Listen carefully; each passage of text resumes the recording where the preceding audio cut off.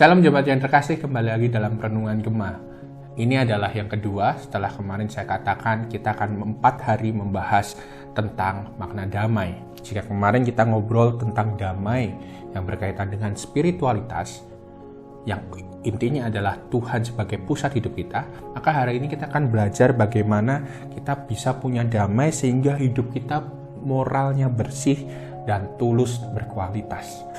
Saya akan bacakan dari Efesus 5 ayat pertama dan seterusnya. Hiduplah sebagai anak-anak terang. Sebab itu jadilah penurut-penurut Allah seperti anak-anak yang kekasih, dan hiduplah dari dalam kasih sebagaimana Kristus Yesus juga telah mengasihi kamu dan telah menyerahkan dirinya untuk kita sebagai persembahan dan korban yang harum bagi Allah. Dan saya akan lanjutkan juga dari ayat yang ke-8, memang dahulu kamu adalah kegelapan, tetapi sekarang kamu adalah terang di hadapan Tuhan. Sebab itu hiduplah sebagai anak-anak terang, karena terang hanya berbuahkan kebaikan dan keadilan dan kebenaran, dan ujilah apa yang berkenan kepada Tuhan.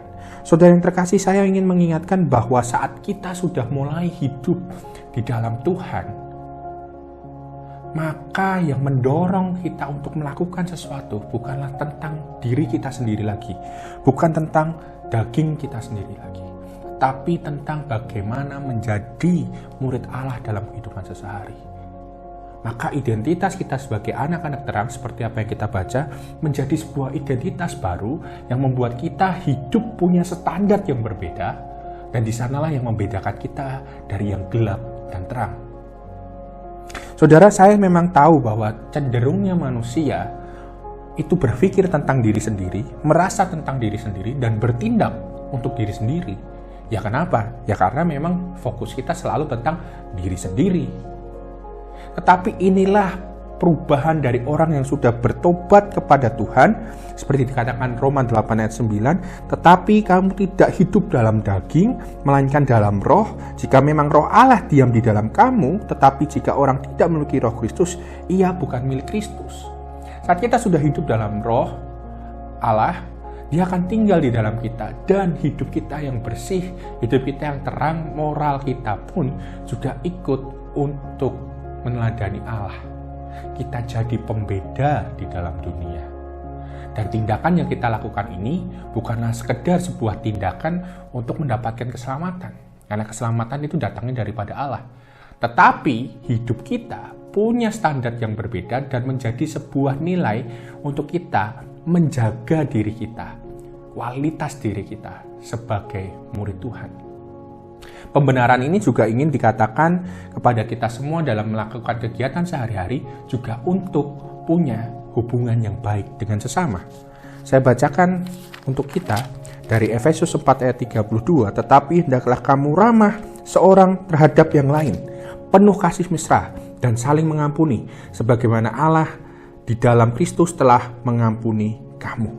Inilah bedanya cara pandang orang yang hidup dalam damai Allah. Allah sebagai pusat hidupnya, tahu bahwa keselamatan itu hadir, diberikan Allah, dan kita menyambutnya dengan menekankan transformasi hidup kita melalui pengakuan dosa, melalui pengampunan, serta hubungan-hubungan yang baru. Yang artinya tidak berhenti pada kita saja, tetapi juga berlanjut dengan aksi kita kepada yang lain.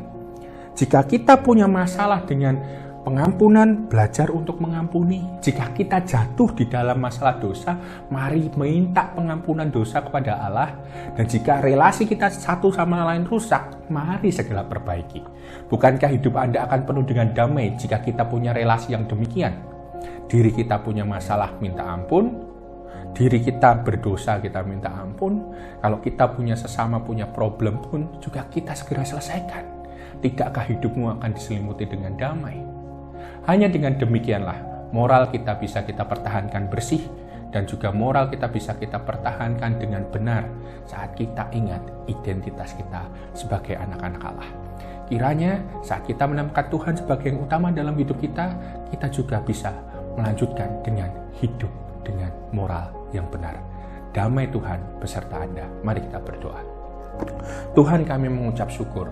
Kami berdoa kiranya Tuhan ingatkan dan tuntun kami di dalam kehidupan kami sehari-hari ya Tuhan. Sebagai murid-Mu, sebagai anak-Mu yang Kau tebus, untuk kami juga boleh memberikan pengampunan dosa pada orang yang bersalah pada kami, tapi kami juga perlu belajar untuk mengampuni dosa orang yang bersalah pada kami. Bantu kami untuk terus tahu dan sadar untuk juga memulihkan rekonsiliasi, karena itu adalah yang Tuhan inginkan. Tuhan, kami tahu kami nggak bisa berjalan sendiri, karena hanya dengan Roh-Mu yang kudus saja kami akan dikuatkan dan diingatkan.